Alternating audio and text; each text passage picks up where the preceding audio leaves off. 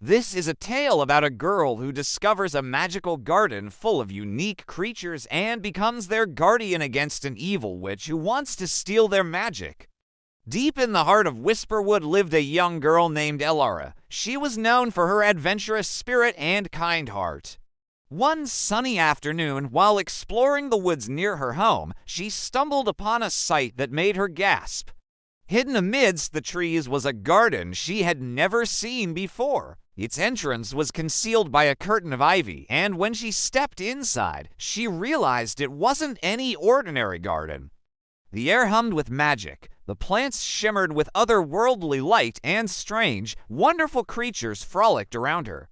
There were fluffy white rabbits with wings that fluttered past her, chirping greetings.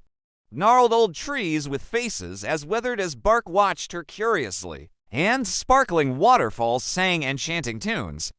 But what truly captured Elara's attention were the Whisperwood creatures, whimsical beings unlike anything she'd ever seen before. They were small, no bigger than her hand, and looked like miniature humans with pointed ears and big, curious eyes. Their skin was the color of leaves, their hair like vines, and they seemed utterly entranced by the garden's magic. As Elara approached, one of them, a girl with hair like woven branches, turned to her and whispered, "Welcome to Whisperwood. I am Willow, daughter of the oak. Why have you come here?" Her voice was like the rustling of leaves in the wind. Elara, taken aback by the creature's beauty and the enchanting atmosphere, stammered, I found this place by accident. It's so beautiful. I just wanted to explore." Willow nodded, her eyes filled with understanding. "This is a safe haven for us Whisperwoods, a place where we can be free from the outside world and its dangers." Just then, a boy with moss-green hair emerged from behind a tree. What dangers could there be in the human world? "It's not as if they've been chasing us with their nasty nets and cages," he said, shaking his head disbelievingly. Willow sighed. "You never listen, do you, Rowan?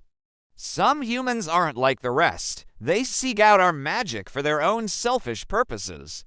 The White Witch, Morwenna, is one such human. She craves our magic to enhance her own power." Elara's eyes widened in alarm. "A witch? Is she here now?" Willow shook her head. "No, but she's close. I can feel it in my bones. She seeks the Heartwood, a magical tree deep within Whisperwood.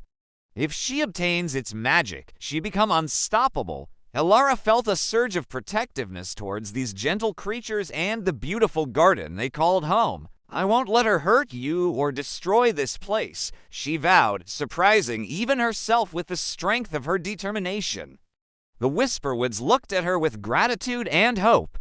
"Thank you, Elara. We knew we could count on you," Willow said, placing a hand on Elara's arm.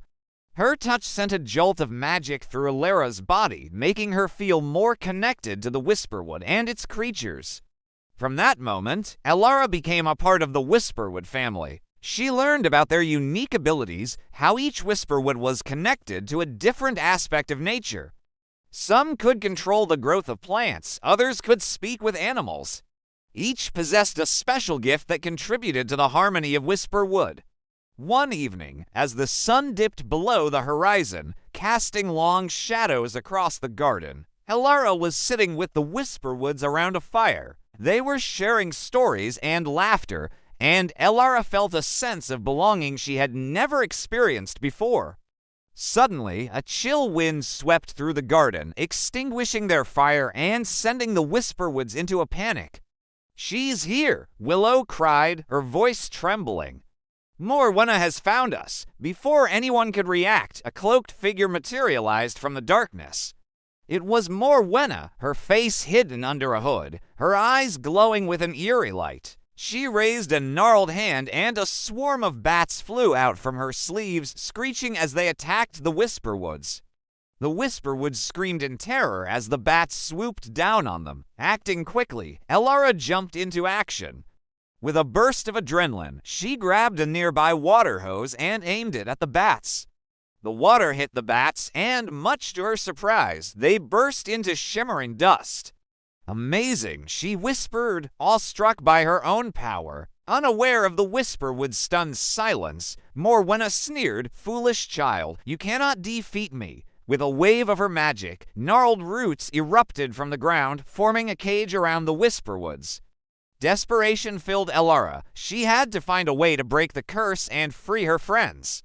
Glancing around, she spotted a watering can, and an idea sparked in her mind. Quickly, she filled the watering can from a nearby fountain and emptied it onto the roots, muttering, "Break, break, brittle bones, let the magic flow."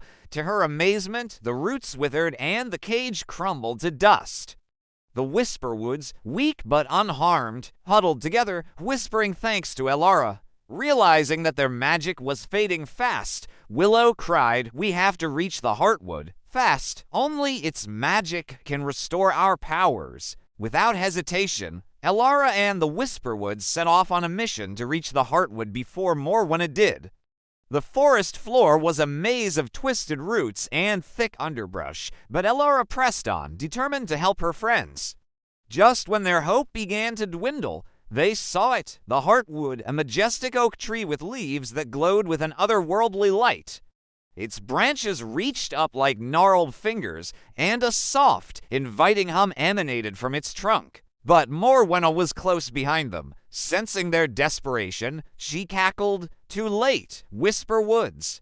"Your magic is mine." She lunged for the Heartwood, intending to drain its power for herself. But before she could touch it, Elara stepped in front of her. "Never!" she cried, her voice echoing with newfound strength.